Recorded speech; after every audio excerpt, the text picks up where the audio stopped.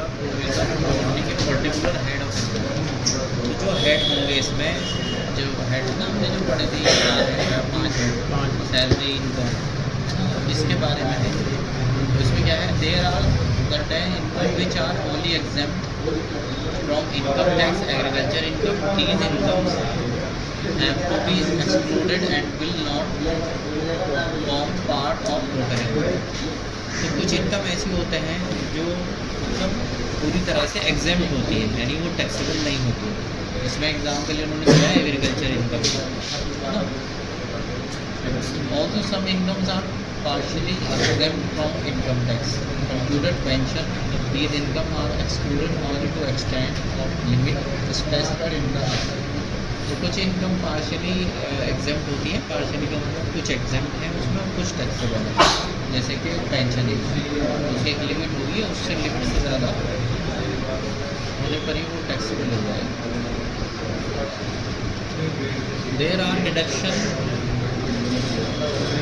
Hello, there are deduction and allowance prescribed under each head of income.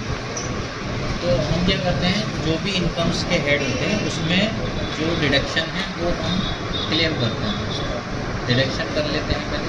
जैसे while calculating income from house property और let out property. तो कोई आपकी property है जो किराए में दी है आपने, municipal taxes and interest on the loan are allowed as deduction. तो अगर इसके प्रॉपर्टी के आपने कोई म्यूनसिपल टैक्स दिए हैं, जैसे नगर पालिका की कोई टैक्स वगैरह जमा करा है, या अगर वो लोन पर है वो प्रॉपर्टी, जैसे आपने उसको बनाया है, कंस्ट्रक्ट किया है, तो लोन पे बनाया है, उसने जो इंटरेस्ट पेड किया था वो भी उस प्रॉपर्टी की इनकम में आप डिडक्शन में दिखा सकते हो, माइनस कर सकते हो उसकी इनकम।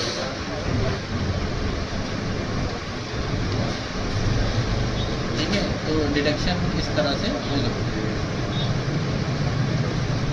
तो ईच हेड के बारे में बताया कि कोई पर्टिकुलर हेड है उसमें किस तरह से आपको करना है।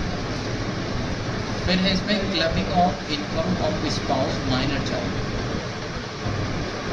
तो आपके जो है मतलब आप इंडिविजुअल या कोई इंडिविजुअल है पर्सन है ना, अब उसके बच्चे हो सकते हैं, उसकी वाइफ हो सकती है, तो उनकी भी अगर इनकम है तो वो भी उसी की इनकम मानी जाएगी, उस पर्सन की मानी जाएगी, है ना। तो अगर ऐसी इनकम होती है किसी के बच्चों की, किसी की वाइफ की, तो वो उसकी इनकम में ही वो ऐड कर दिया जाता है। तो ये होता है आपका clubbing of income of spouse minor child asset.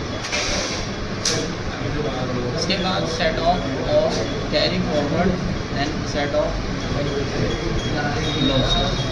तो अगर आपका प्रीवियस ईयर में कोई लॉस हुआ है, बिजनेस में लॉस हुआ है, तो वो आगे आप उस लॉस को अपने प्रॉफिट से एडजस्ट कर सकते हैं। ठीक है।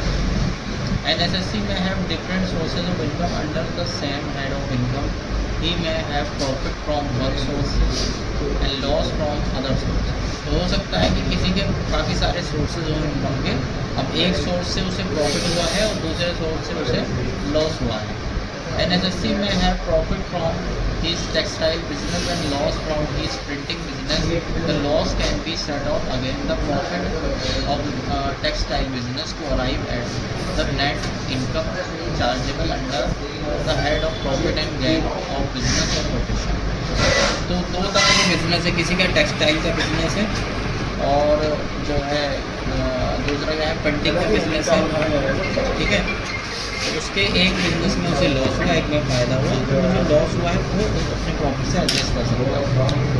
NSSC can have loss under one head of income से profit and gains of business of provision and profit under another head of income से income from house property. There are provision income act in the income tax act for aligned inter-head adjustment in certain cases। तो अगर property में loss हुआ है आपका, तो वो कुछ केसेस में आप एडजस्ट कर सकते हैं, है ना। There are also restriction in certain cases like business loss is not allowed to set off against salary income. अब आपकी बिजनेस से भी इनकम है और सैलरी से भी इनकम है, तो अगर बिजनेस में लॉस हो गया है तो आप सैलरी की प्रॉफिट से उसे एडजस्ट नहीं कर सकते, इसमें रेस्ट्रिक्शंस हैं, है ना। ये आप इस तरह से नहीं कर सकते। ठीक है। तो एक बार तो हाउस प्रॉपर्टी का तो एडजस्ट हो जाएगा लॉस, लेकिन सैलरी का नहीं होगा, मतलब सैलरी में नहीं होगा ये business. Competition of gross total income, ये होने के बाद में आपकी ग्रॉस टोटल इनकम निकल के आ जाती है, ठीक है, या आपकी एक्चुअल में इनकम कितनी हुई है, ग्रॉस इनकम कितनी टोटल। अब इसके बाद में इसमें डिडक्शन होते हैं, deduction from gross total income, तो कुछ डिडक्शन होंगे आपके, तो डिडक्शन में आपको बेनिफिट हो सकता है। तो ये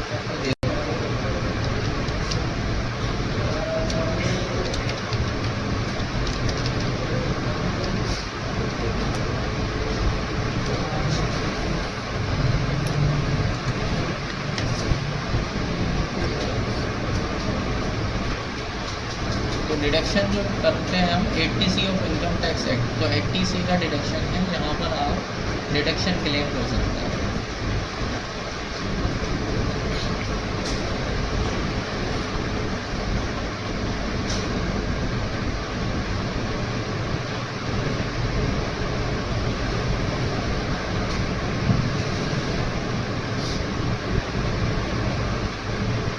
deduction limit under section 80C, 80CCC, 80CCD1, CCE, CCD1B, तो ये जो सेक्शन है इसमें अलग अलग डिडक्शन होते हैं। Deduction for investment in the pension scheme, the combined maximum deduction allowed under the section 80C, इन सभी सेक्शन में 1.5 लाख का डिडक्शन मिल सकता है। You can claim an additional deduction of 50,000 under section 80CCD1B for contribution made to national pension scheme.